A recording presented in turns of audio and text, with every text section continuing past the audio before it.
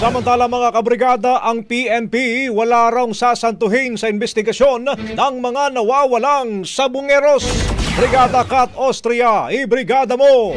Brigada Live Report! Walang sasantuhin ang Philippine National Police sa investigasyon kaugnay ng kaso ng mga nawawalang sabungero.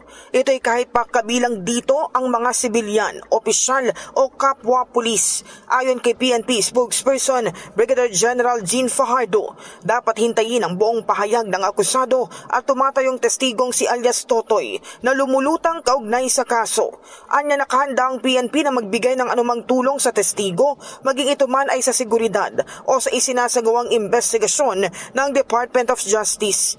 Tungkol naman sa posibleng paghingi ng tulong ng DOJ sa PNP Maritime Group para sa paghahanap sa labi ng mga sabungero na umunay inilibing sa Taal Lake, nilinaw ni Fajardo na wala pa silang natatanggap na formal request. Gayunman, tiniyak niyang handa ang anumang unit ng PNP na tumulong kung kinakailangan.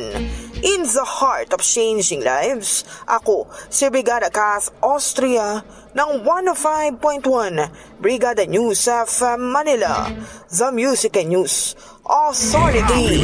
Brigada Balita Nationwide. Ang bahaging ito ay hatid sa atin ng Standout ES4 Capsule. Simulang tuparin ang pangarap ng iyong anak. And stunting now,